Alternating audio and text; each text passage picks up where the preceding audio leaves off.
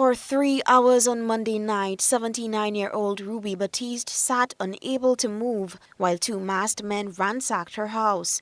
The men reportedly removed the phone and internet lines while they carried out the job. Batiste, who lives alone, said she prayed to God that she survived the ordeal, since she has been diagnosed with a heart condition and recently suffered a stroke. Just so discouraged, and I just keep praying last night, Lord.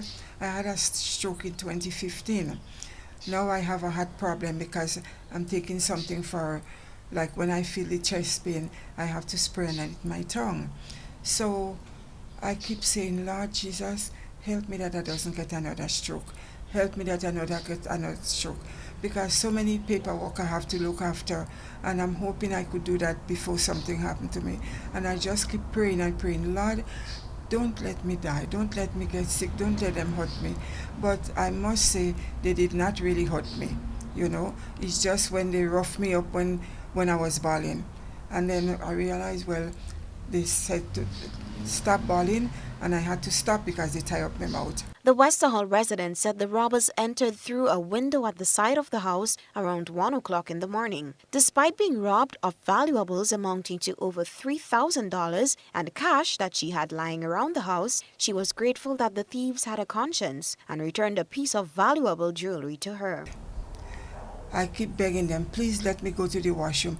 They take my 2 cane away from me. I said, because I could barely walk. I said, please give me my cane, let me go to the washroom. They said, just pee there. And these men spend at least, I would say this happened maybe after 1 o'clock. And when they left, it was like just around the 4 o'clock. They stripped the whole house. They take all my jewelry. They take over $3,000. So they took my chain. I had a gold chain in my neck that I wear every day with a cross. They ripped that off. They take the pair of gold bracelet I had wearing on my hand. They took that. They took my watch. They took all my jewelry. And when they take out my rings in my finger, that's my wedding ring, right? I said to him, he pulled it out. I said to him, Mister, please, please, please. That is my wedding ring. And I said, my husband is dead, but I would like to have the ring. Please give it back to me. And he gave it to me. And I was quite happy for that. Batiste, who had been up since the robbers awakened her, expressed disapproval with the slow response from the Royal Grenada Police Force. She told GBN she had contacted the police since around 5 a.m. after the robbers left, and they did not show up until almost 10 a.m., at which point the news crew was already on the scene. This morning, when I phoned them around the 5 o'clock hour, they answer the phone and they tell me they will be there shortly. When it was about 5 minutes to 7, they didn't come. Then the same mister that had phoned them for me, he was going by the gate. He said to the other gentleman, he said, "Are they here yet?" He said, "No." Anyway, I called them back again. And I said, "Officer, when are you going to come?"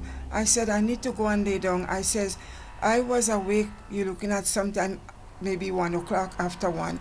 And I says, I'm an old lady, I need to lie down and I'm not well." I says, "When would you all come?" He said to me, "They don't have a transport. They're waiting for something from Grenville." I says, "Well, when are you going to get here?" He says, "What do you want me to do, walk?" Now, is this something for the police to say?